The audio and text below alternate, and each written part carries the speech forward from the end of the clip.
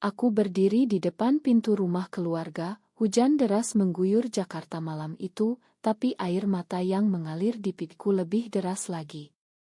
Ibu membanting pintu tepat di mukaku, berteriak bahwa aku bukan anaknya lagi karena mencintai perempuan.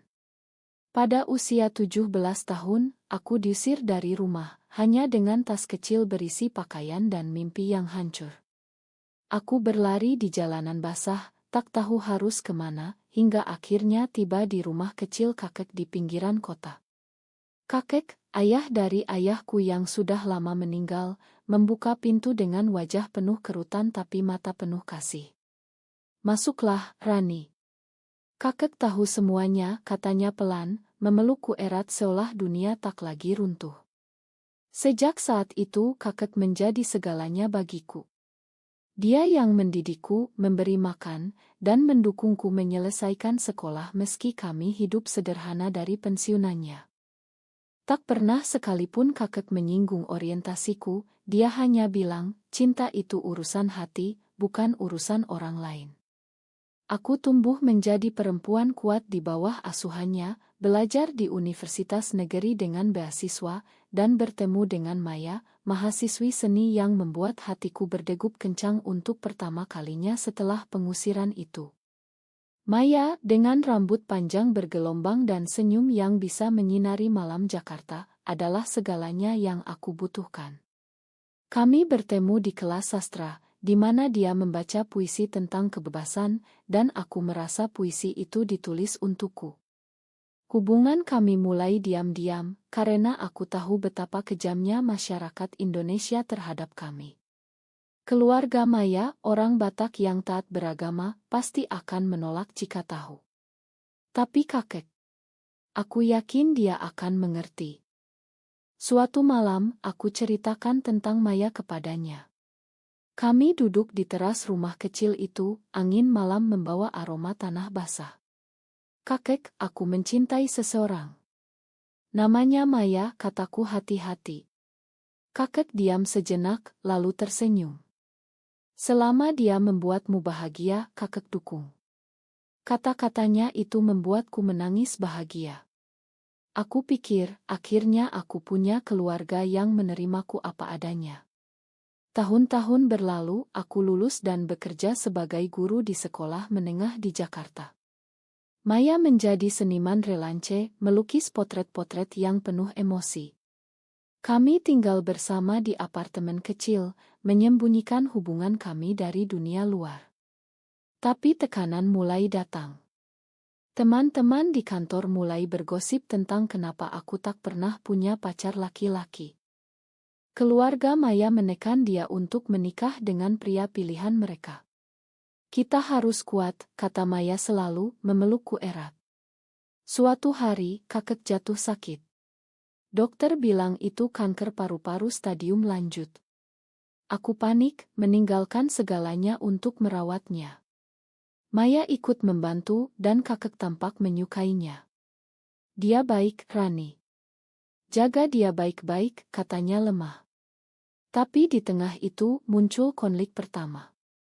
Ibu tiba-tiba datang ke rumah kakek setelah bertahun-tahun tak berkabar.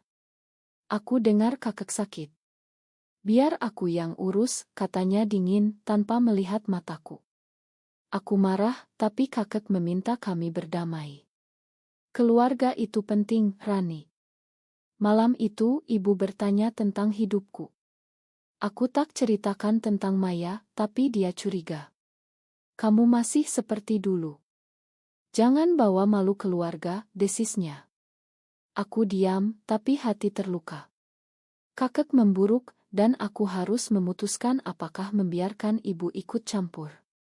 Maya menyarankan agar aku jujur, tapi aku takut. Akhirnya, aku pilih diam, itu kesalahan pertama.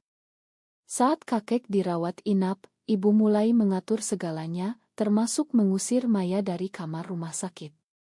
"Siapa dia?" "Teman. Jangan bawa orang asing ke sini," katanya kasar.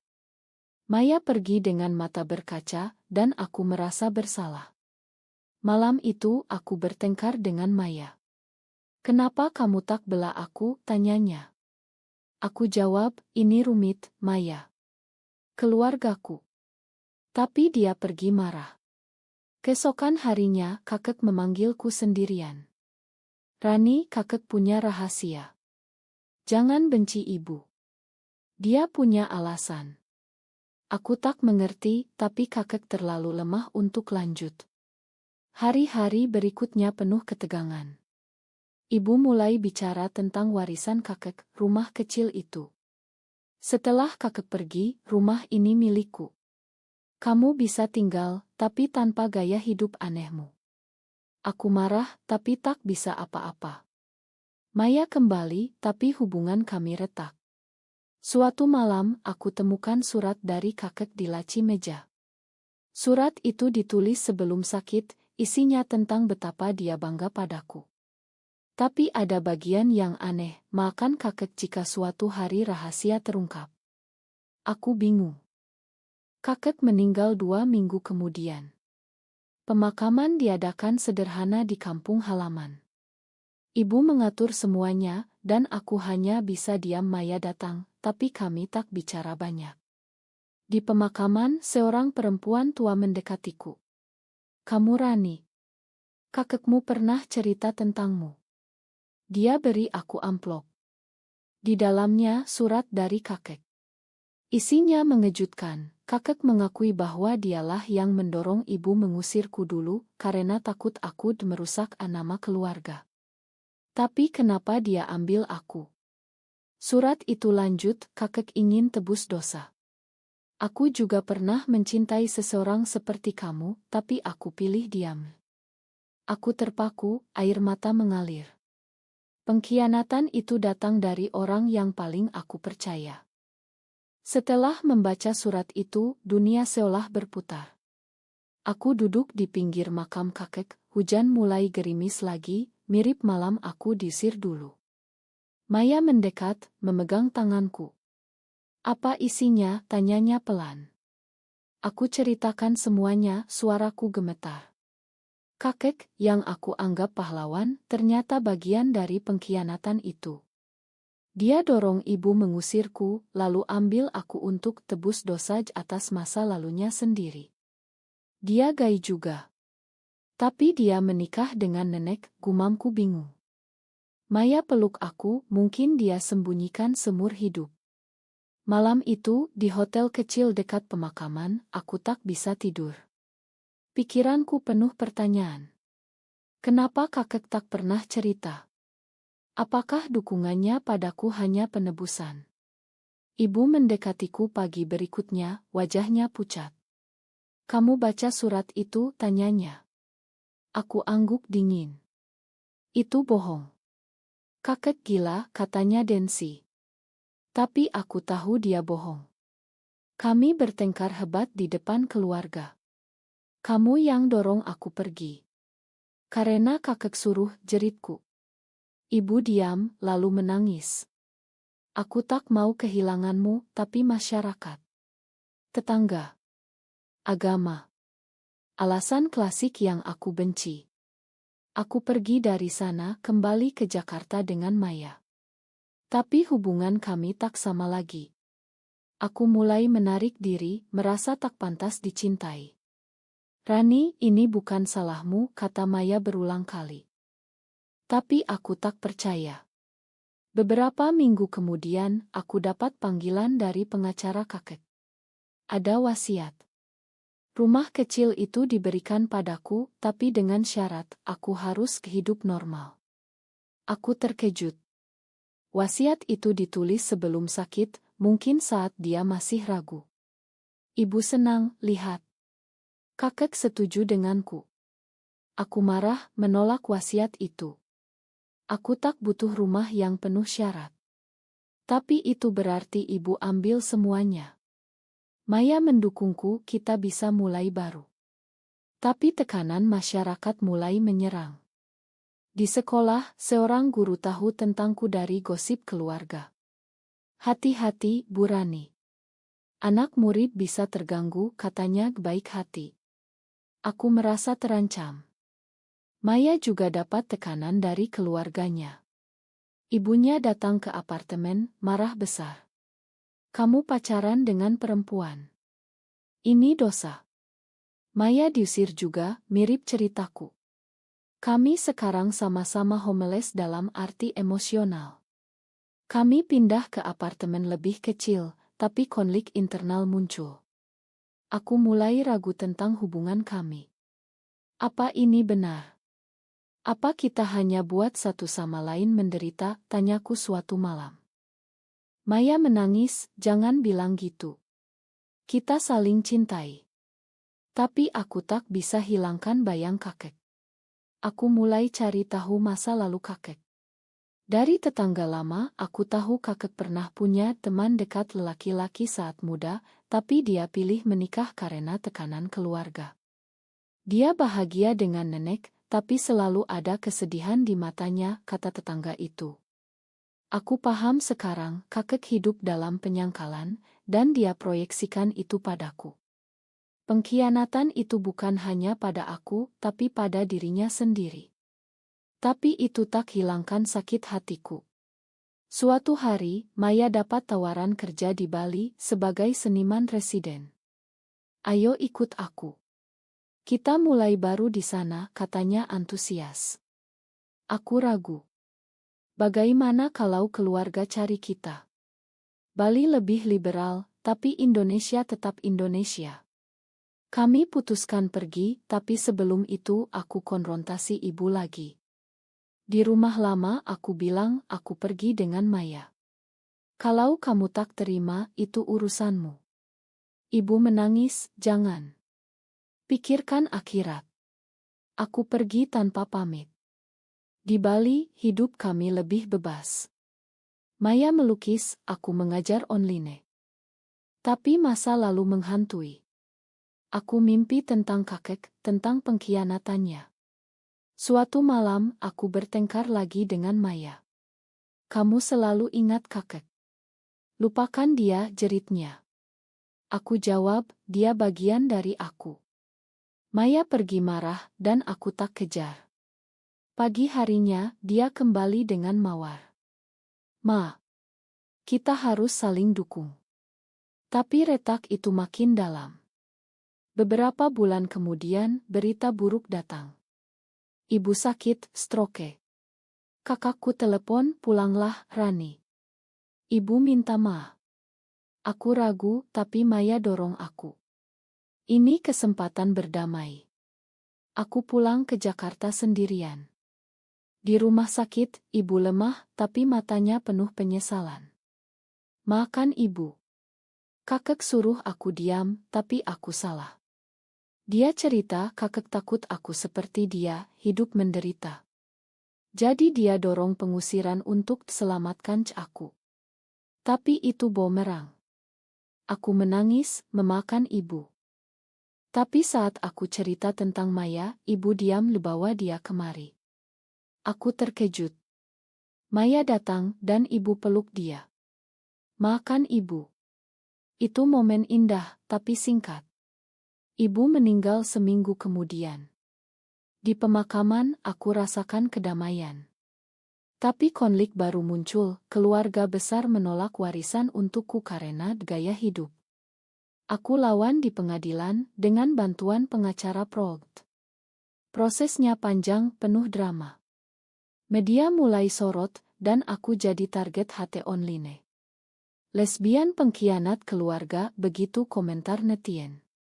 Maya dukung aku, tapi tekanannya besar. Pengadilan menjadi arena pertempuran.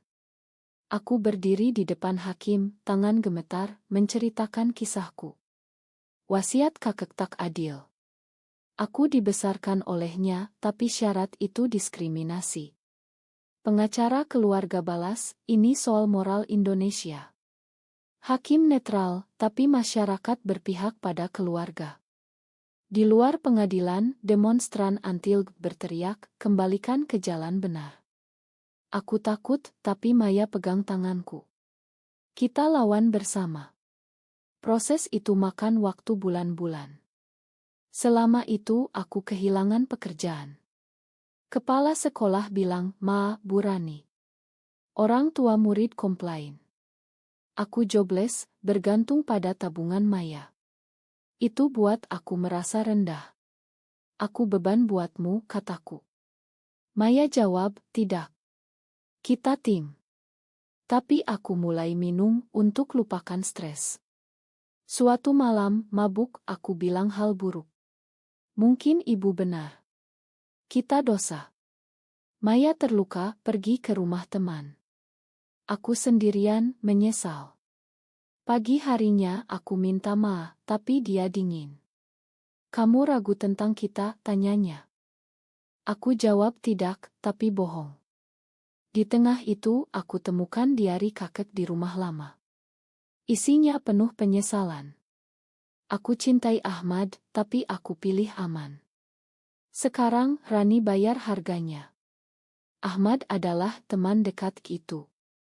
Aku paham kakek tak ingin aku seperti dia, tapi caranya salah. Itu buat aku marah lagi. Aku bakar diari itu, simbol lepas masa lalu. Tapi api itu tak hilangkan luka. Maya kembali dan kami coba perbaiki hubungan. Kami ikut komunitas LGB di Jakarta, bertemu orang-orang seperti kami. Itu beri kekuatan. Suatu hari, aktis LGB tawari aku bicara di seminar. Ceritakan kisahmu. Aku ragu, tapi setuju. Di panggung, aku cerita tentang kakek, ibu, dan perjuangan. Penonton tepuk tangan, tapi ada yang lempar telur. Penyimpang. Aku trauma, tapi itu bangunkan semangat. Pengadilan akhirnya putuskan, rumah milikku, tanpa syarat. Keluarga marah, putus hubungan. Aku menang, tapi hampa. Ini untuk kakek, gumamku. Maya senang kita bisa jual rumah, mulai baru. Tapi tekanan sosial makin besar. Teman Maya di Bali bilang ada ancaman dari kelompok radikal. Hati-hati. Kami putuskan pindah ke Bali permanen. Di sana hidup lebih tenang. Maya buka galeri seni, aku tulis buku tentang pengalaman. Tapi konflik internal muncul lagi. Aku mimpi tentang pengkhianatan kakek, bangun menangis. Maya peluk aku, lupakan. Tapi aku tak bisa. Suatu hari, aku temukan Maya chatting dengan perempuan lain. Siapa, tanyaku. Teman, jawabnya. Tapi aku curiga. Kami bertengkar. Kamu tak percaya aku, jeritnya. Aku jawab, setelah semua pengkhianatan, susah percaya. Maya pergi lagi. Kali ini, lama. Aku sendirian di Bali, merenung.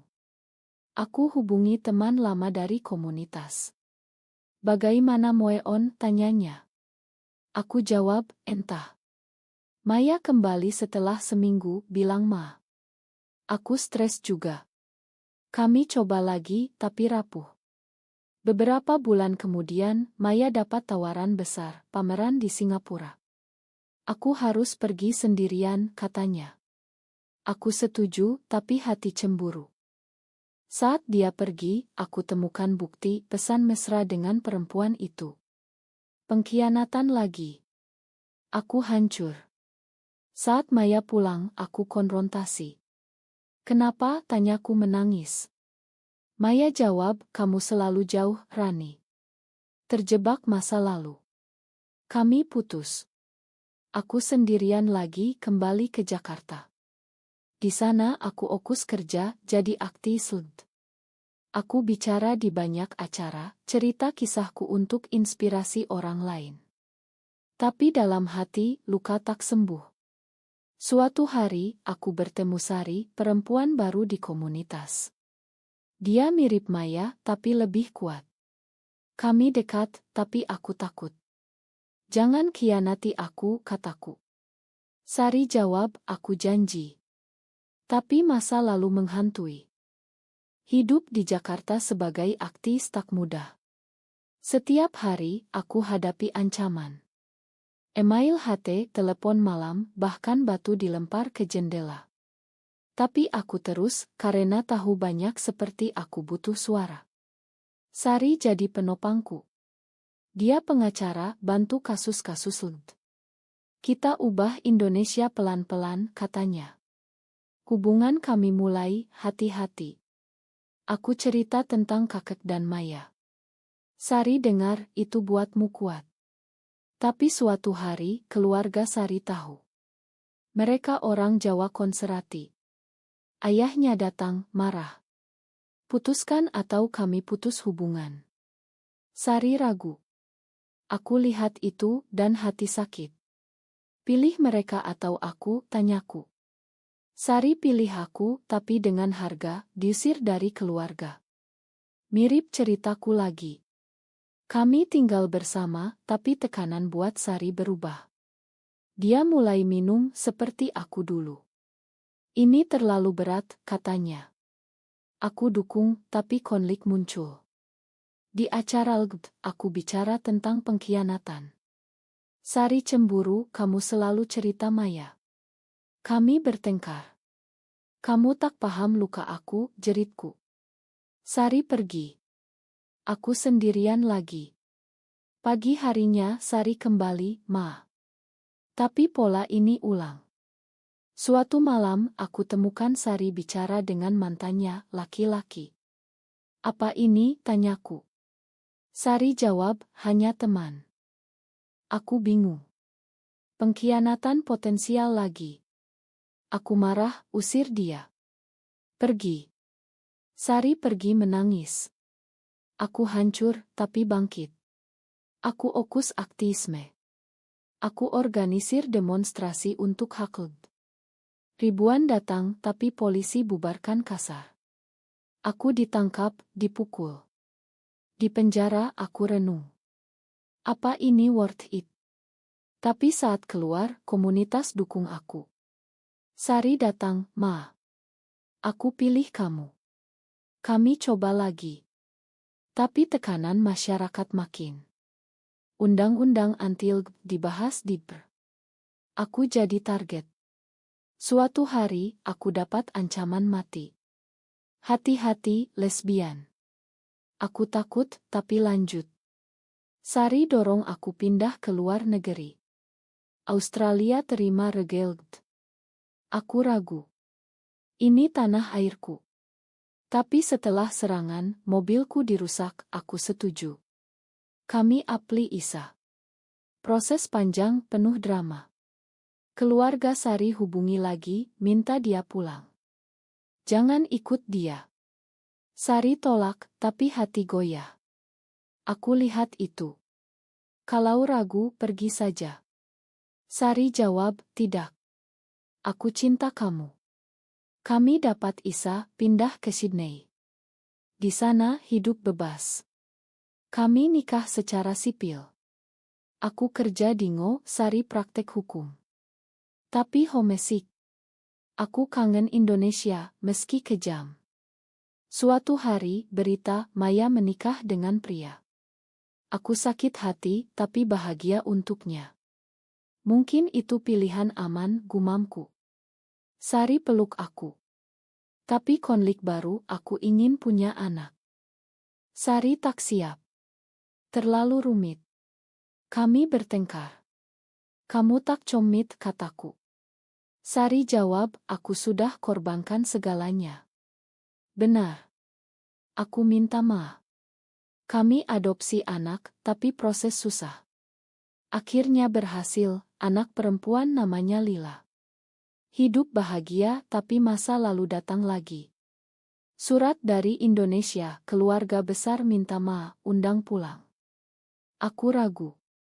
Mereka berubah. Sari bilang, coba saja. Kami pulang liburan. Di Jakarta, keluarga sambut hangat. Makan kami, kata mereka. Tapi saat tahu tentang Lila, mereka ragu. Anak tanpa ayah. Konflik lagi. Aku marah, ini keluarga kami. Kami pulang ke Sydney, tapi hati berat. Tahun-tahun berlalu di Sydney, Lila tumbuh jadi gadis pintar. Aku cerita kisahku padanya, tanpa rahasia. Nenekmu kakek khianati mama, tapi itu ajar mama kuat. Lila paham, Mama pahlawan. Tapi aku tak merasa begitu. Luka masih ada. Suatu hari, aku dapat undangan peringatan kakek di Indonesia. Aku putuskan pulang dengan Sari dan Lila. Di sana keluarga kumpul. Mereka berubah, dukung Haklud. Kami salah dulu, kata mereka. Aku makan. Di makam kakek, aku bicara sendirian. Kenapa khianati aku? Tapi terima kasih buat aku jadi sekarang. Aku rasakan damai. Kembali ke Sydney, hidup stabil. Tapi pertanyaan muncul, apakah pengkhianatan kakek benar-benar salah, atau itu jalan untuk kebebasanku? Apakah aku harus makan sepenuhnya? Cinta kami bertahan, meski penuh luka. Apakah pengkhianatan selalu membawa keburukan, atau kadang menjadi katalisator perubahan?